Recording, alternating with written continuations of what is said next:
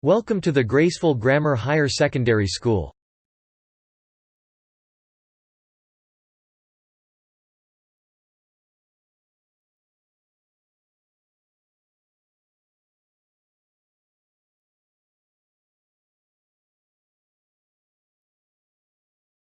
Must know what a number line is. And the numbers we see here on the number line are called integers. On the right side of 0, we have positive integers, and on its left, we have negative integers. Integers we are familiar with, but what about numbers like these? 1 by 3, 5 by 6, or minus 7 by 12. Each of these are numbers, but we don't use them as often as we use counting numbers. Such numbers are called rational numbers. But we need to define them well. We cannot say numbers like these are rational numbers. We say that they are of the form p by q. One number in the numerator and one in the denominator.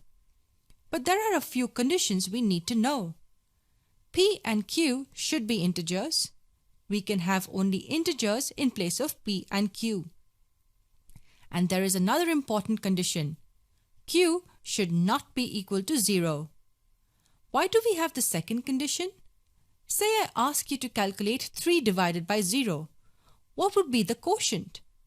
0 multiplied by what will give you 3? There is no such number. This value is undefined. So this is the basic definition of rational numbers. It is a number of the form p by q, where p and q are integers and q is not equal to 0. There are many questions that should pop up in your head when you see this definition. What is the difference between rational numbers and fractions? Are integers classified as rational numbers? What about 0? How do we plot such numbers on a number line? And how do we compare two rational numbers? For example, if you're asked to compare 1 and 5, you could easily say that 5 is greater of the 2. But what if you're asked to compare numbers like 6 by 7 and 13 by 15? How would you find out which one is greater?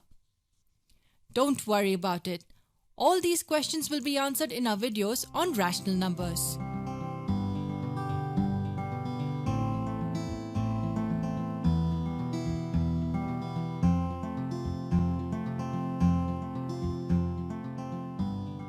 Is an irrational number.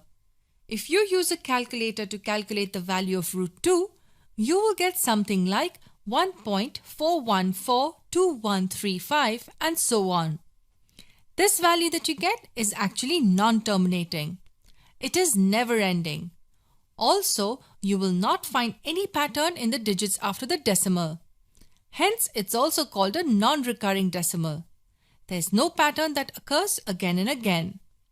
These kinds of numbers are called irrational numbers. Consider square root of 3 for instance. You will get its value as 1.732050 and so on.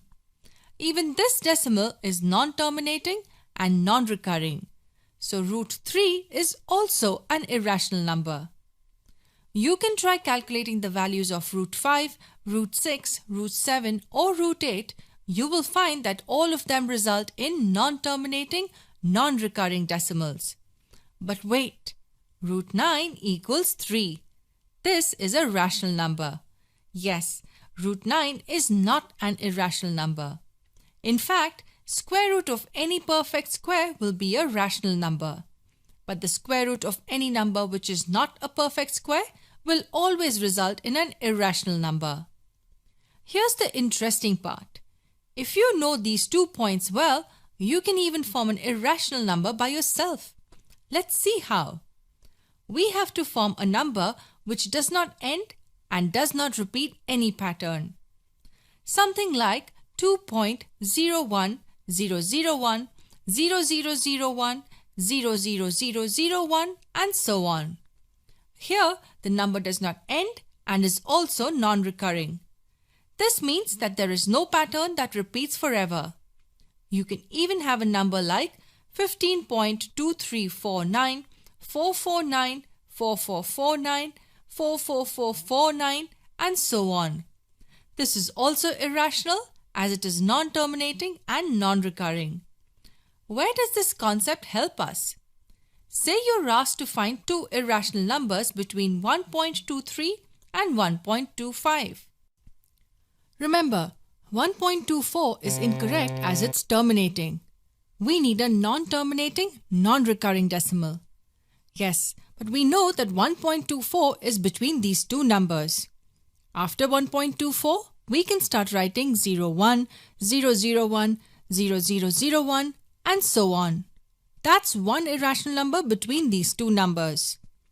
Again, let's write 1.24 and this time we write 02, 002, 0002 and so on after it. That's your second irrational number. So to find irrational numbers between two numbers, just write a rational number between them and then add non-terminating, non-recurring digits after it.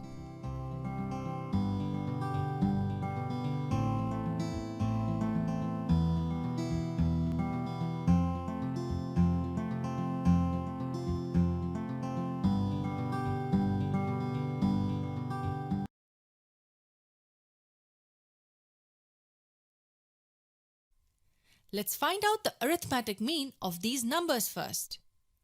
We know that it equals the sum of values divided by the number of values. The sum of values would be 12 plus 16 plus 12 plus 6 plus 18 plus 2 plus 4. And there are 1, 2, 3, 4, 5, 6 and 7 values. We divide this sum by 7. 12 plus 16 is 28, 28 plus 12 is 40, 40 plus 6 is 46, 46 plus 18 is 64 and 64 plus 6 is 70. So the mean would equal 70 divided by 7. That gives us 10. So the mean of these 7 numbers is 10. What we are basically doing is finding an approximate central value of a given set of values. So there are a couple of other ways to find the central value. To understand them, we first need to arrange the values in ascending order from the least number to the highest number. 2, as we can see, is the least number. We write a 2 first. The next higher number is 4. We write a 4 next. Then 6. It is always a good idea to mark the numbers you have written with a pencil. If the list is huge, there is a chance that you might miss out a few numbers. So 6 would come next. The next highest number after 6 is 12 and it occurs twice. So we write 12 and 12 here. Then 16, then 18. We write 16 and 18 and that completes our list. Make sure you have covered all values. Arranging it in an ascending order gives us something called the median.